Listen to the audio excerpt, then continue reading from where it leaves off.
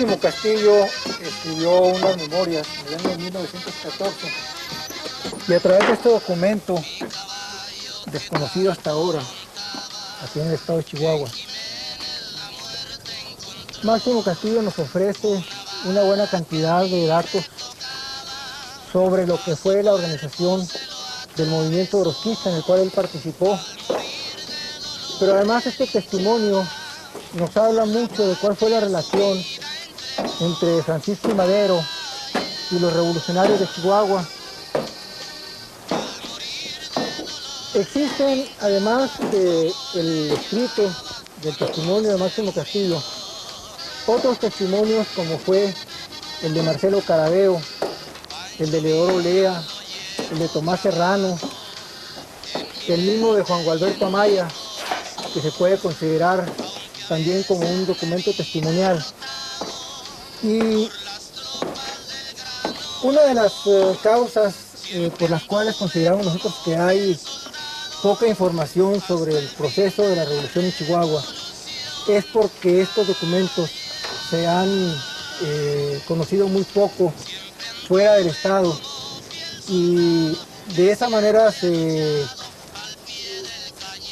limita mucho la comprensión de este proceso y particularmente, como decíamos antes, la comprensión del papel que juega el orozquismo como la expresión de un movimiento horizontal de los chihuahuenses en armas durante 1910, 1911 y 1912. El orozquismo desde una perspectiva regional representa la primera propuesta, el primer intento de los revolucionarios chihuahuenses y esta derrota se concretiza precisamente en el momento en el cual Orozco reconoce a Victoriano Huerta y se inicia con ello, por una parte, un proceso que va a culminar con la salida de los orozquistas del territorio nacional por la puerta fronteriza de Ojinaga a finales de 1913 y por otra parte va a significar también el ascenso de un nuevo movimiento revolucionario aquí en Chihuahua, que es el villismo. Aquí hay una situación dual que se da en ese sentido, la derrota del orozquismo y el ascenso del villismo. Para nosotros el hecho de considerar en este momento como algo muy importante la recuperación regional o la recuperación de la historia regional de la revolución, lo entendemos de esta manera.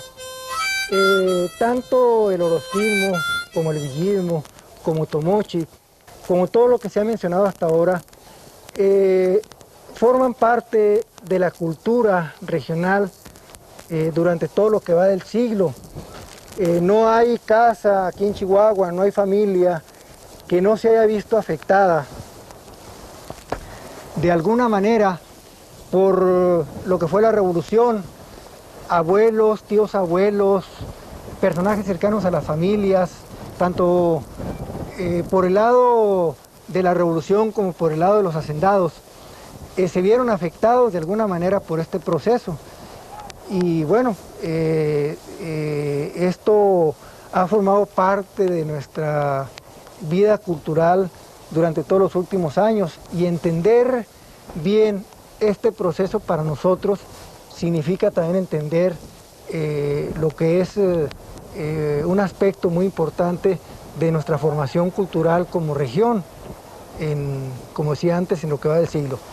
Sí, pues nos llegaban y las cacerolas de comida, las tortillas se llevaban, las canastas de huevos, llegaban y mataban vacas, mire, y hacían un cocedor, lo llenaban de carne. Allí las gallinas las agarraban y las echaban así vivas en agua hirviendo. Era un desorden, mire, pues nomás mirábamos nosotros, que nos quedábamos sin vacas, sin gallinas, a pedir limosna, fíjese, porque llegaban los soldados con hambre. Pues era cosa muy triste la revolución. Yo alcancé a ver toda esa cosa cuando íbamos a Chihuahua. Se agarraban mielos, agarrarse allí. Y nosotros ahí debajo del tren, donde hay unos arquitos, ahí se metía uno, porque nos llevaban a Chihuahua a escondernos. Llegaba día a Chihuahua, mire, entraba, hacía saqueos de ropa, de comida y robaba todo Chihuahua. Oye, no lo veían, ¿cómo sería? Estaba pero feo. Muy triste, muy triste. Yo lo conocía a Villas, alto, grandote. Usaba un caballo negro, su sombrero negro. El movimiento orozquista, en la medida en que es derrotado por Huerta, aquí coincide también, en este momento, la presencia de Francisco Villa. Es necesario decir que durante la toma de Juárez, Francisco Villa todavía ocupaba un papel de segundo término dentro del movimiento revolucionario. Todavía en 1912, cuando Francisco Villa se reintegra a las filas de Huerta para defender el maderismo, en ese momento Francisco Villa ocupa un papel secundario y precisamente por el antagonismo que desde entonces se flota, o sea que desde entonces surge entre Huerta y Villa, Villa es encarcelado por Huerta y está a punto de ser fusilado bajo el pretexto de que se había robado una yegua en Jiménez perteneciente a la familia Rousset. Este incidente es muy conocido, no tiene caso hablar mucho de ello, pero lo que no es conocido es que mientras Francisco Villa estuvo preso en la penitenciaría en la Ciudad de México, él envió muchas cartas a Francisco I. Madero. Estas cartas fueron publicadas hace algunos años por el doctor Rubén Osorio, aquí en Chihuahua. Y es muy interesante ver que en una de las cartas, ya desesperado, Francisco Villa le escribe a Madero y le dice que él quiere que intervenga él para soltarlo. Y le da a entender que él está dispuesto a cumplir sus órdenes de ir a combatir donde quiera que sea, incluso a Morelos. ¿Esto qué quiere decir? Que Villa estaba dispuesto de ir a combatir a Zapata. Esto no es una cuestión que tenga que desmerecer la figura de Villa. En ese momento para Villa pues lo que importaba era su libertad y además él no comprendía cuál era la causa del zapatismo. Lo que sí expresa es la lealtad manifiesta que Villa le hace a Madero. En alguna ocasión Villa hizo que se casara un cura con una muchacha de por aquí, porque pues supuestamente le achacaban a Villa que él había violado a esa muchacha, esa lugareña, y entonces Villa públicamente en el kiosco, en la plaza, públicamente hizo al padre que confesara que no había sido Villa, que había sido él. Y entonces él hizo un matrimonio, desde luego simulado, sin ninguna validez, pero él los declaró marido y mujer. Ese es un detalle muy sonado. Entonces juntó toda la gente porque decían que ellos decían que el niño ese Jesús Hernández era hijo de él, y él juntó a la gente para probar que no, y arrimó al curita y lo hizo que dijera que era de él, pero era de Villa.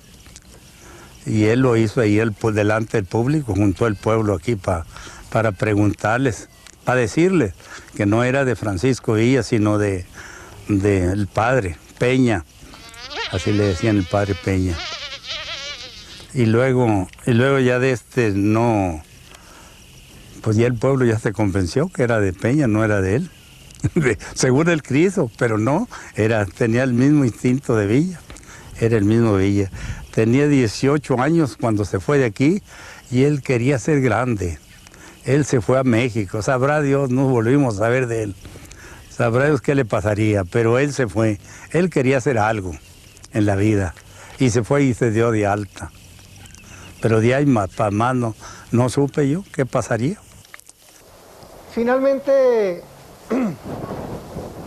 después de la muerte de Madero y Pino Suárez, Francisco Villa empieza a tomar fuerza, el movimiento villista empieza a tomar fuerza y a mediados del año 1913 ya el movimiento villista es un movimiento bastante importante en el estado y en todo el norte, y a finales de ese año, de 1913, después de ocupar la ciudad de Chihuahua, el día 9 de diciembre Villa es nombrado gobernador por todos los generales, permanece aproximadamente 3 semanas como gobernador. Durante estas 3 semanas dicta un gran número de decretos, entre otros el decreto de amnistía a todos los enemigos del constitucionalismo que estén dispuestos a someterse a las nuevas reglas. Dicta también el decreto sobre confiscación de los bienes que pertenecían a los enemigos de la revolución. Y Carranza interviene para que Villa deje el gobierno del Estado en manos de Manuel Chao, y Manuel Chao se hace cargo desde principios del año 1914, desde enero, se hace cargo del gobierno del Estado, y prácticamente durante 14 y buena parte del 15, aunque Villa no es directamente el encargado del cargo, el encargado de la gobernatura, puede decirse que es el tiempo aquí en Chihuahua en que se da un carácter villista al gobierno, y todo esto está ampliamente documentado. Los aspectos más importantes de estos 2 años de gobierno villista aparece ampliamente documentado en un periódico que se editó aquí en Chihuahua con el nombre de Vida Nueva. Este periódico lo dirigió Manuel Sánchez Aldana, y precisamente Manuel Sánchez Aldana es el personaje que escribió las memorias que dictó Francisco Villa. Porque teníamos miedo. Llevaban a escondernos todas las mujeres que éramos señoritas. Nos llevaban a dar Chihuahua, a refugiarnos, porque llegaba Villa y las robaba a las muchachas y las dejaba tiradas donde quiera. Todavía hay una por allá, quién sabe dónde, de las que se llevó, no me acuerdo dónde. Está muy lejos. Era muy enamorado. No, malo por reír, por matarlas, a golpearlas.